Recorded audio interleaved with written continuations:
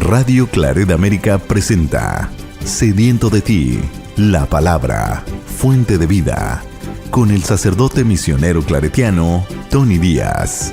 Reflexiones diarias del Evangelio. Aquí iniciamos.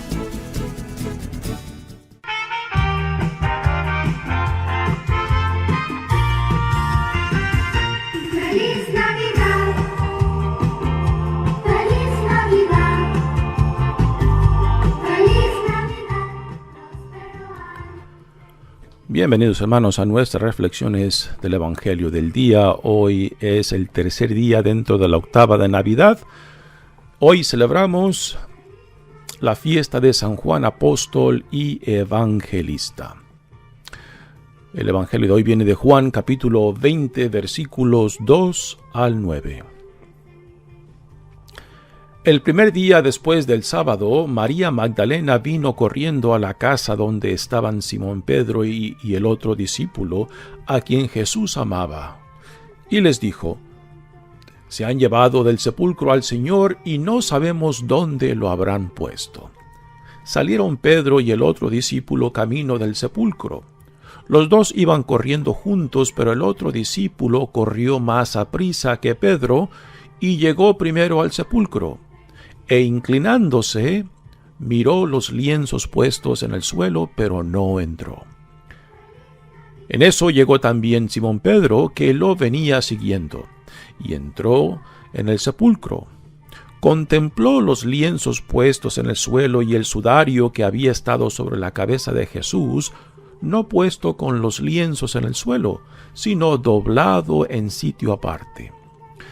Entonces entró también el otro discípulo, el que había llegado primero al sepulcro, y vio y creyó. Porque hasta entonces no habían entendido las Escrituras, según las cuales Jesús debía resucitar de entre los muertos. Palabra del Señor. Muy bien, damos comienzo a la reflexión del Evangelio del día. Nuevamente estamos en el tercer día dentro de la octava de Navidad. Y hoy celebramos la fiesta de San Juan Apóstol y Evangelista. ¿Quién es este San Juan? ¿A quién se le atribuye el Evangelio de Juan, como también las tres cartas que se incluyen en el Nuevo Testamento? Bueno, según dice la tradición, que este Juan es el hermano de Santiago, hijos de Zebedeo. En los evangelios, en los primeros discípulos que Jesús llama es a Pedro y a su hermano Andrés, y después a este otro par de hermanos de Juan y Santiago. En el evangelio de Marcos, a estos dos hermanos de Juan y Santiago, el evangelista Marcos los llama hijos del trueno. Parece un apodo que se les dio a ellos quizás por esta personalidad muy impulsiva que tenían. Y digo impulsiva porque hay algunas referencias en los evangelios acerca de estos hermanos. Por ejemplo, cuando Jesús entra al territorio de Samaria y no es bien recibido, son estos dos hermanos que le dicen a Jesús: «Señor, ¿quieres que le pidamos a Dios que mande el fuego y que me destruya a estos pueblos que no te reciben?», ¿no? Y Jesús se enfada con ellos y los corrige, ¿no? Pues ahí eso es uno de los ejemplos de esta personalidad impulsiva de ellos. Pero si le atribuimos este evangelio de Juan a este apóstol, a este hermano de Santiago y hijos de Zebedeo, pues quizás para el tiempo cuando él escribe este evangelio, quizás este hermano de Santiago, Juan, quizás ya ha perdido esa impulsividad, porque el evangelio de Juan es un evangelio que ha sido en cierta manera procesado, digamos, masticado profundamente y digerido, ¿no? Porque nos presenta una reflexión de Jesús muy, digamos, espiritual, como también mística, ¿no? Como que este evangelista, Juan, evangelista y también apóstol, pues ha luchado y se ha dejado iluminar, se ha dejado transformar por la palabra que es Cristo, ¿no? Y el Juan que resalta en el Evangelio de Juan, pues es un Juan más humilde, es un Juan que se ha dejado transformar por la palabra misma que es Jesús, ¿no? Y quizás ya no es tanto el hijo del trueno como el evangelista Marcos los llama con ese apodo, quizás por lo impulsivo que era, ¿no? Y parece que tenemos aquí en Juan, un Juan ya muy maduro, un Juan que ha digerido mucho la palabra y se ha dejado transformar por la substancia, por la esencia de esta palabra, y por eso el evangelio de Juan está diferente que los otros 3 evangelios, porque Juan no se enfoca tanto con la historia que encontramos en los otros 3 evangelios acerca de Jesús, sino que nos quiere dar el significado, el porqué de Jesús y para qué del Jesús. Y para poder entender a Juan como evangelista y como apóstol, digamos ya el Juan maduro, pues quizás leer un poco de la primera lectura que viene de su primera carta nos ayudará a apreciar cuando dice: les anunciamos lo que ya existía desde el principio, lo que hemos oído y hemos visto con nuestros propios ojos, lo que hemos contemplado y hemos tocado con nuestras propias manos. ¿Sabe que ellos vivieron con Jesús, escucharon a Jesús, tocaron a Jesús, fueron testigos de lo que Jesús enseñó, de lo que Jesús hizo, de lo que le sucedió a Jesús, testigos de su resurrección, particularmente de la tumba vacía, y después de la experiencia del encuentro con Jesús resucitado, ¿no? Así que todo esto es parte del testimonio apostólico de Juan como de los otros apóstoles. Dice: nos referimos a aquel que es la palabra de la vida, que es Jesús. Esta vida se ha hecho visible y nosotros la hemos visto y somos testigos de ella. Con esto de visto y escuchar no se refiere simplemente al acto físico de ver y de escuchar, sino también se refiere a la experiencia de saberse iluminado, transformados por la misma palabra. O sea, de que la palabra ha echado raíces en ellos, de que la palabra ha creado la nueva creación en Cristo en ellos y que ha dado el fruto de la resurrección en ellos, ¿no? Así que particularmente en Juan, cuando escuchamos ver y escuchar, no nos hemos de limitar solamente al acto físico de ver y escuchar, sino también a tener este entendimiento, digamos, espiritual místico a lo cual Juan se refiere. Les anunciamos esta vida que es eterna y estaba con el Padre. Aquí hace referencia a lo que en el Evangelio, primer capítulo, Juan nos habla de la preexistencia de la palabra con Dios, y que por medio de la palabra todo se llevó a cabo, ¿no? Dice: les anunciamos esta vida que es eterna y estaba con el Padre y se nos ha manifestado a nosotros. Aquí la fe ante todo es una revelación, no es algo que el hombre va en busca, no es algo que el hombre lleva a cabo por iniciativa, ¿no? Uno solamente se puede disponer a recibir, uno puede abrirse a esto que te confronta, a esto que viene a ti, que toca a tu puerta y te dice: pon atención, ¿no? La fe es algo que se nos da, es algo que se nos revela, no es algo que nosotros conseguimos por más esfuerzo que le pongamos.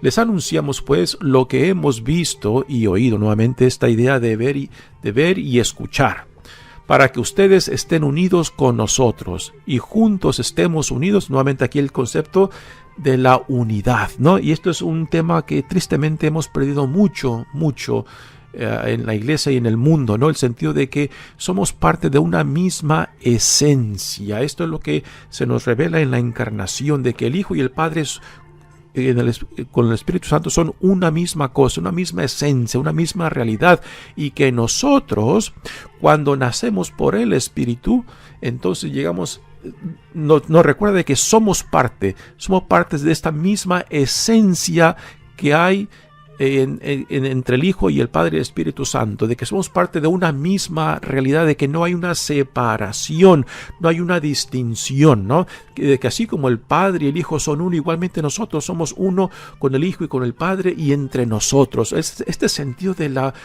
la unidad, este sentido de que somos una misma esencia es de suma importancia, que tristemente cuando insistimos en esta separación entre yo y tú y él y ellos, pues ahí creamos separación, creamos distinción, creamos fricción que a última nos lleva a crear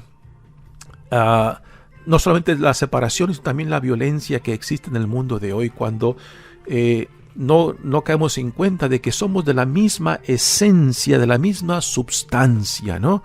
De que no hay nada que nos separa ni de Dios ni de entre nosotros. Y cuando hacemos énfasis en esta unidad, pues nos forza a no crear esas distinciones y separaciones ficticias que a últimas promueven violencia entre nosotros.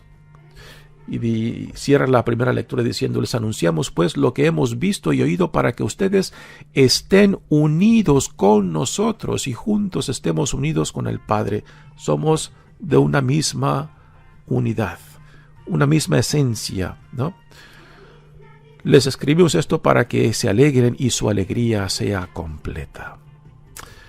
Vayamos ahora al Evangelio. Es el Evangelio de la resurrección, de la experiencia de la tumba vacía, cuando María Magdalena, después de tener ese encuentro de la tumba vacía ella misma, vaya y les dice a Pedro y a Juan lo que se han llevado al Señor. Y después nos dice el Evangelio de hoy que vienen corriendo Pedro y Juan hacia la tumba. Parece que Juan es el más joven y porque corre más rápido, llega más rápido, pero no entra, ¿no? Este pequeño detalle de que no entra a la tumba nos quiere decir de que Juan respeta la autoridad de Pedro como el primero entre iguales, entre este pequeño grupo de apóstoles, que son una extensión de Jesús mismo, y al no entrar, pues está respetando la autoridad de Pedro para que llegue y para que entre, ¿no? Pero después nos da este otro detalle que es muy significante, que lo dice acerca de este apóstol que no se le da nombre. La tradición dice que el apóstol amado es Juan. Es una de las opiniones que se dice. Han existido otras opiniones que dice que este misterioso el amado de Jesús, de que no es Juan, sino que es una idea, una imagen del discípulo perfecto, o sea, del discípulo totalmente identificado con Jesús, ¿no? Porque es este discípulo amado el primero que al ver la tumba vacía cree. O sea, la experiencia de la tumba vacía lo lleva a la convicción de que Jesús ha resucitado, lo cual no es lo que nos dice acerca de Pedro y ni de los otros discípulos, pero de este discípulo amado nos dice que tan solo con el hecho de la tumba vacía, él cree. Así que la tradición dice que este discípulo amado es Juan, ¿no? Y que tan solo con esta experiencia de la tumba vacía, este discípulo llega a creer en la resurrección, de que Jesús vive, de que la muerte no pudo sostenerlo, no pudo dejarlo a la descomposición en la tumba, de que Dios lo ha resucitado por su fidelidad, por su entrega a la voluntad de Dios Padre, ¿no? Así que este evangelista Juan y este apóstol es a quien celebramos hoy en día, es al que nos ha dejado este testimonio del cuarto evangelio, el último de los evangelios que fue aceptado en el canón del Nuevo Testamento. Y digo que fue el último porque por ser tan diferente que los otros tres evangelios, pues hubo mucho debate en torno de que si se debería ser incluido o no, porque nos da una cara, un rostro de Jesús muy diferente que los otros tres evangelios, que se parecen muchos entre ellos, pero que el de Juan no tiene interés en darnos una narración, digamos, histórica de Jesús, sino el significado, el porqué de Jesús, el porqué de su encarnación, el porqué de hacerse uno con nosotros, ¿no? Y este es el enfoque de Juan, el cual reorganiza mucho del contenido que encontramos en los otros 3 evangelios y los reorganiza según su fin, según su interés del por qué nos deja este testimonio por escrito del 4º evangelio. Así que este evangelista y apóstol, como lo mencioné al principio, pues quizás ya ha pulido mucho de su personalidad explosiva que tenía antes, ¿no? Y realmente lo que resalta es de un Juan místico, un Juan que ha procesado mucho de la palabra, que ha echado raíces en él y que lo ha transformado, y que a causa de esta transformación pues nos ha dejado este testimonio de su evangelio como producto de ese caminar y de vivir en Cristo. Nuevamente, feliz Navidad. Estamos en la 8ª Navidad. Que nuestro Señor nazca, crezca y dé frutos en nosotros para ser realmente estos testigos ante el mundo que hay un Dios entre nosotros. Mi nombre es Padre Tony Díaz, misionero claretiano. Que Dios los bendiga. Radio Claret América presentó Sediento de ti, la palabra. Fuente de vida. Sus comentarios son importantes. Contáctenos en radioclaretamerica@gmail.com.